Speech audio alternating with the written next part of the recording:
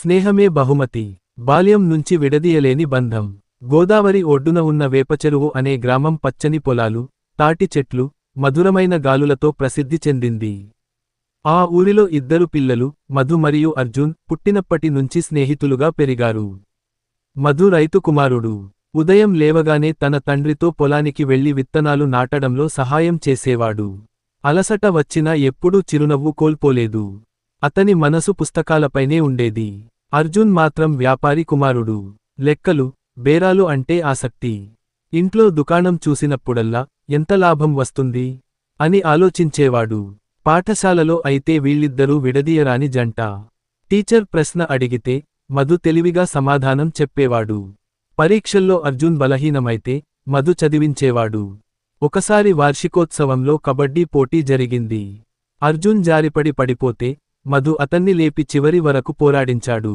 ఆ రోజు నుంచి ఊరిలో అందరూ ఈ ఇద్దరి స్నేహం నిజమైన బంధం అని కొనియాడారు.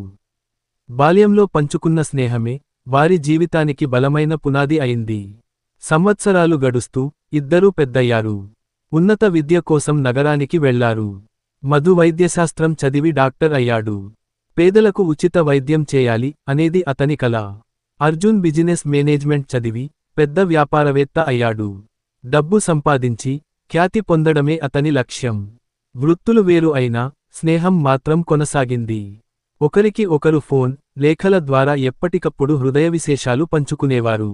ఒక సంవత్సరం గోదావరి ఉప్పొంగి గ్రామం వరదలో మునిగిపోయింది. అనేక కుటుంబాలు ఇల్లు కోల్పోయాయి. మధు వెంటనే ఊరికి చేరుకొని గాయపడిన వారికి వైద్యం చేశాడు. ఆ సమయంలో అతను అర్జున్కి లేఖ రాశాడు.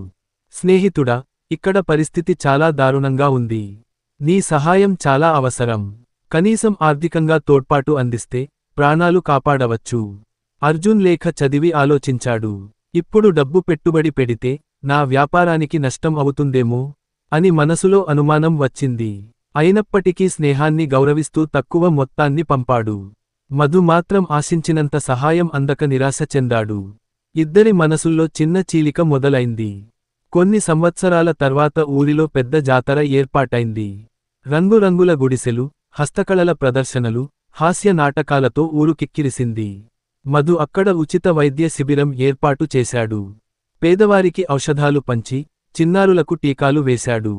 అర్జున్ మాత్రం వ్యాపార స్టాల్ పెట్టి కొత్త వస్తువులను విక్రయించేవాడు. ఒక క్షణం ఇద్దరి కళ్ళు కలిశాయి. ఆ దృశ్యం వారిని బాల్యానికి తీసుకెళ్ళింది. పొలాల్లో ఆడుకున్న రోజులు, పాఠశాల కబడ్డీ పోటీ, గంగలో స్నానం చేసిన జ్ఞాపకాలు. నిశ్శబ్దాన్ని చెరిపి మధు ముందడుగు వేశాడు. అర్జున్, మన మధ్య ఎంత తేడాలు ఉన్నా మన స్నేహం అన్నిటికన్నా గొప్పది. అర్జున్ కళ్లలో కన్నీరు తళుక్కుమన్నాయి. మధు, నిజమే. డబ్బు, వ్యాపారం ఇవన్నీ తాత్కాలికం. కాని మన బంధమే శాశ్వతం. జాతర ఉత్సాహంలో ఒక గుడిసెలో అకస్మాత్తుగా అగ్ని ప్రమాదం జరిగింది. ప్రజలు భయంతో పరుగులు తీశారు. మధు ప్రాణాల్ని లెక్క చేయకుండా లోపలికి దూకి చిక్కుకున్న చిన్నారిని బయటకు తీసుకొచ్చాడు. కాని అతను తీవ్రంగా గాయపడ్డాడు. అర్జున్ ఆ దృశ్యం చూసి దిగ్భ్రాంతికి గురయ్యాడు. తన వ్యాపార లాభాలు మరిచి వెంటనే బంగారు గొలుసు అమ్మి ఔషధాలు కొనిపెట్టాడు. రాత్రింబవళ్లు మధు పక్కనే ఉండి అతన్ని కోలుకునేలా చూసుకున్నాడు. కొన్ని రోజుల తర్వాత మధు కళ్లను తెరిచి చిరునవ్వు చిందించాడు. అర్జున్ అతని చేయి పట్టుకుని అన్నాడు, మధు, నువ్వు నన్ను నిజమైన స్నేహం అంటే ఏమిటో నేర్పావు. సంపద, ఖ్యాతి ఇవన్నీ తాత్కాలికం. కానీ నీ కోసం నేను చేసిన త్యాగమే నా జీవితంలోని గొప్ప బహుమతి. అప్పటి నుండి మధు, అర్జున్ ఇద్దరూ మరింత బలమైన స్నేహితులయ్యారు. మధు సేవలో ముందుండగా అర్జున్ వెనుక నుండి ఆర్థిక సహాయం అందించాడు. వీరిద్దరూ ఊరికే కాదు, పరిసర గ్రామాలకు ఆదర్శమయ్యారు. చిన్న చిన్న మెరుపులు కథ నీతి చిన్న చిన్న మెరుపులు. సంపద, ఖ్యాతి అన్నీ తాత్కాలికం.